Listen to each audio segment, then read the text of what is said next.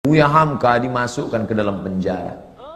Naik tapak kaki sepatu ke atas meja. Buya Hamka duduk. Ditunjuk dengan telunjuk hina. Hei Hamka, pengkhianat negara, mau menjual NKRI ke Malaysia. Sampai terlintas di hati Buya Hamka, nampaknya pisau silet di tepi penjara. Hamka ambil pisau silet itu, potong saja ke tangan. Tak ada gunanya kau hidup. Di Maninjau kau bergelar datuk, di Masjid Al-Azhar kau bergelar buya, doktor dari Al-Azhar. Tak ada gunanya kau hidup dihina. Itu saking sakitnya hati Buya Hamka, dituliskannya dalam buku Tasawuf Modern. Beli Tasawuf Modern. Buya Hamka ketika mau meninggal minta bawakan, nak tolong ambilkan Tasawuf Modern, aku mau mengenang sakitnya di penjara. Waktu sakitku makin parah, kata Buya Hamka, dipindahkan aku ke rumah sakit hadiah dari pemerintah Rusia di Jakarta, namanya Rumah Sakit Persahabatan. Disitulah Buya Hamka sampai akhirnya PKI tumbang dan Buya Hamka keluar. Buya Hamka tetap berdakwah, jadi imam ceramah. Ketika dia sedang duduk di rumah, datanglah orang membawa secari kertas. Assalamualaikum Buya. Waalaikumsalam. Tolong baca kertasnya. Apa isinya? Kalau aku mati nanti, tolong yang menyolatkan jenazahku adalah Hamka. Yang menyiksa, yang memenjarakan Buya Hamka selama 4 tahun itu akhirnya mati. Saya waktu itu penasaran, mau tak Buya Hamka ini? Mau tak? Mau Buya Hamka. Di situ kesal saya tutup buku itu. Kok mau dia? Kok mau Buya Hamka? Andai saya lah itu disiksa orang saya, lalu datang utusannya, andai aku mati, tolong yang mengimamiku Ustadz Abdul Somad, cari Ustadz Abu. Aku tak mau, sampai mati takkan kusolatkan. Barulah saya sadar betapa lembutnya hati Buya Hamka, lunak.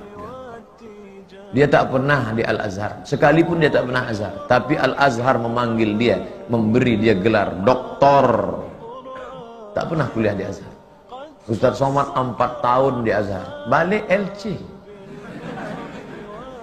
Sadar diri, aku tak selevel. Hamka luar biasa. Difitnah, bersebar info seluruh Indonesia bahwa Hamka plagiator. Novelnya itu katanya diambil dari Al-Manfaluti, sastrawan Mesir.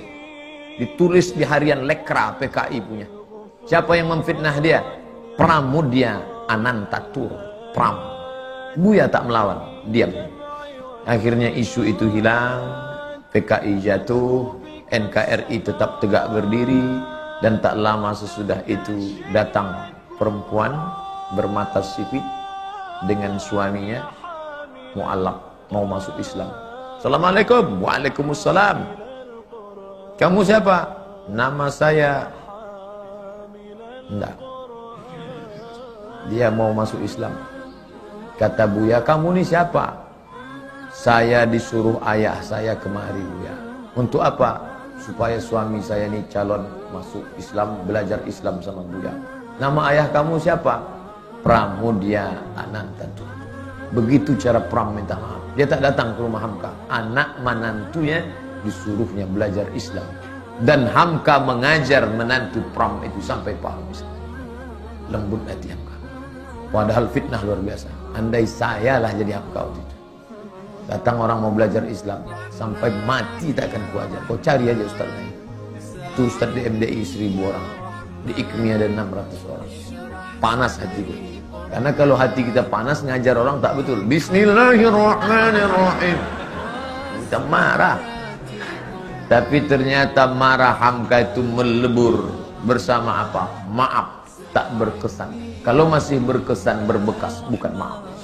Saya maafkan dia Pak Ustaz. Tapi untuk datang ke rumahnya rasanya 2030 lah Pak Ustaz. Belum. Itu belum maaf. Tak ada contoh. Nanti kalau saya sebutkan Nabi, orang, itu kan Nabi. Saya sebutkan Abu Bakar, itu kan Abu Bakar. Mana orang kita? Hamka, orang awak bana dari Maninjau. Bisa dia memaafkan. Luar biasa Haji Abdul Malik. Tapi jangan bayangkan Hamka itu tak pemarah. Hamka itu pemarah. Waktu dia pergi haji naik kapal, berhentilah kapal di pelabuhan Padang.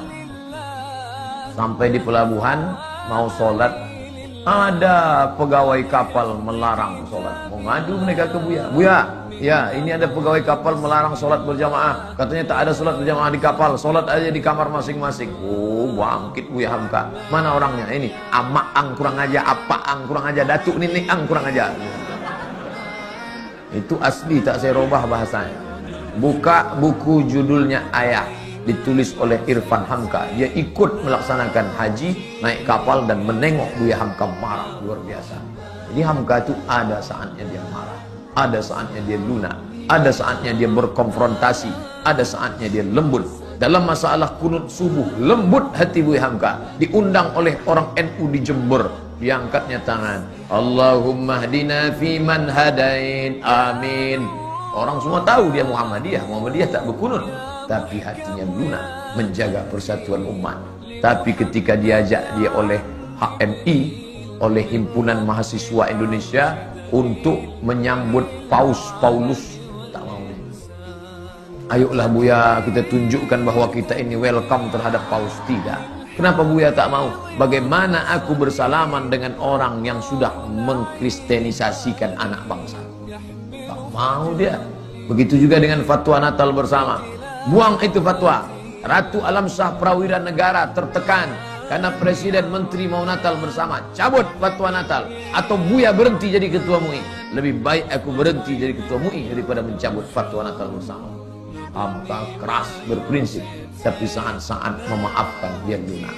Kita ambil maaf Hamka di bulan Syawal yang penuh barakah.